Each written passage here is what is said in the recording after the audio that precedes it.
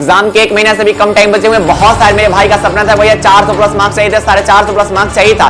अगर आपको अच्छे खासे मार्क्स चाहिए, अगर आपको 400 प्लस मार्क्स चाहिए या फिर 450 प्लस मार्क्स चाहिए, आप इस वीडियो को पूरा देखिएगा, इस वीडियो को आप अंत तक देखिएगा। और मैं जो ये काम आपको बताने जा रहा हूं, आपको लगेगा कि हम भैया बात तो सही करे, अगर हमें अच्छे खासे मार्क्स चाहिए तो ये काम करना नेसेसरी है, करना ही चाहिए। और ये मैं हर एक साल में बिहार बोर्ड के हजारों भाई बहन को बताता हूं और बिहार बोर्ड के हजारों भाई बहन इस काम को फॉलो करते हैं और बहुत बेहतरीन मार्क्स स्कोर करते हैं। आप इस नोट्स को ले लीजिए, जब आपका सेंटअप एग्जाम होगा उसमें मिलाई के देख लेना कि ये भैया गर्दा उड़ा दिए, पूरा का पूरा क्वेश्चन टकराया हुआ था। सेंटअप एग्जाम जो होगा वो ट्रेलर होगा। पिक्चर कब मिलेगा भैया? 2025 में जब एग्जाम होंगे बैठोगे तब पता चलेगा।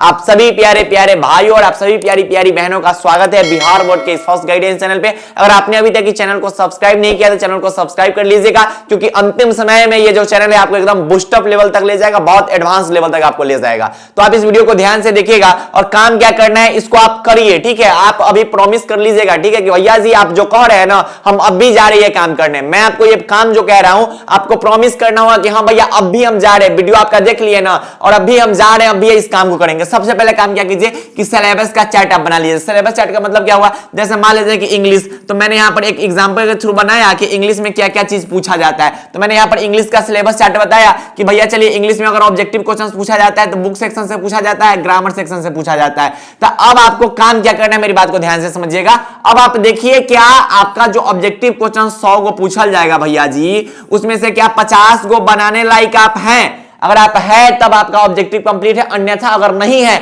इसका मतलब कि अभी आपको इस पे काम करना है। जैसे बुक सेक्शंस के 40 को क्वेश्चन पूछे जाते हैं, मान लेते हैं कि 40 को में से आप 30 को यहां से सॉल्व कर लीजिएगा। ग्रामर के 60 को क्वेश्चन पूछे जाते हैं, इसमें से अगर आप 20 क्वेश्चन सॉल्व करने लायक है, इसका मतलब है कि ऑब्जेक्टिव के बारे में आपको ज्यादा सोचना नहीं पड़ेगा। ऑब्जेक्टिव में आप फुल मार्क्स से स्कोर कर लीजिएगा, यानी कि आप 50 में 50 मार्क्स से स्कोर कर सकते हैं।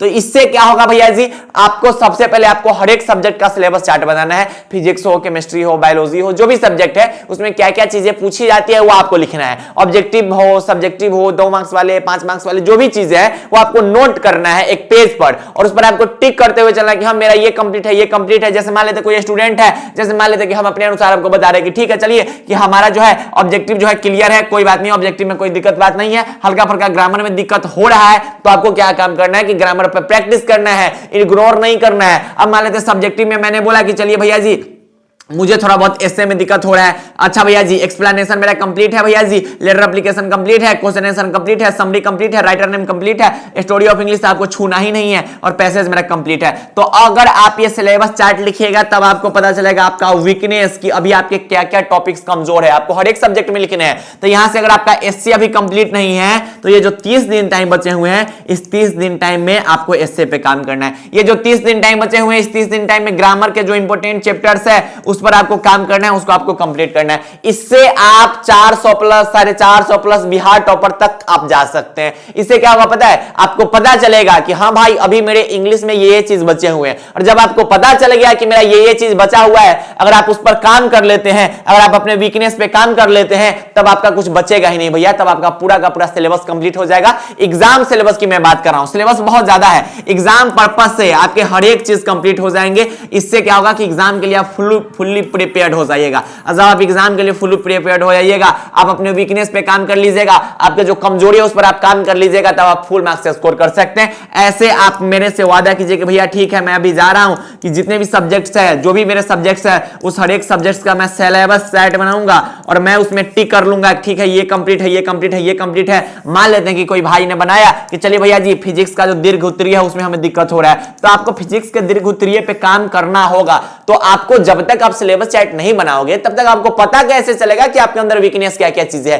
तो सबसे पहले जाइए आप सिलेबस चार्ट बनाइए, आप देखिए कि क्या क्या वीकनेस आपके अंदर है, और जो वीकनेस है उसको इग्नोर नहीं करना है, उसको हाईलाइट करके उस पर काम करना शुरू कर दीजिए। ऐसे नहीं लिख पा रहे हो तो ये जो 30 दिन टाइम बचा हुआ है, इस 30 दिन में क्या करोगे, ऐसे पर काम करो। एक्सप्लेनेशन नहीं लिख पा रहे हो तो एक्सप्लेनेशन पे काम करो। फिजिक्स का डेरिवेशन नहीं सॉल्व कर पा रहे हो तो 30 दिन अभी है ना टाइम, इस 30 दिन में फिजिक्स के डेरिवेशन पे आपको काम करना है। ये सब काम आपको करना ही पड़ेगा अगर आपको एक बेहतरीन मार्क्स चाहिए तो। नॉर्मल मार्क्स चाहिए तो कोई बात नहीं, आप नॉर्मल भी रह सकते हैं, लेकिन अगर आपको अच्छे खासे मार्क्स चाहिए तो आपके वीकनेस पे आपको काम करने पड़ेंगे और ये अंतिम समय में आपको पता करना पड़ेगा आपके अंदर का वीकनेस क्या क्या चीज है और एग्जाम लेवल पे आपको वीकनेस पता करना पड़ेगा।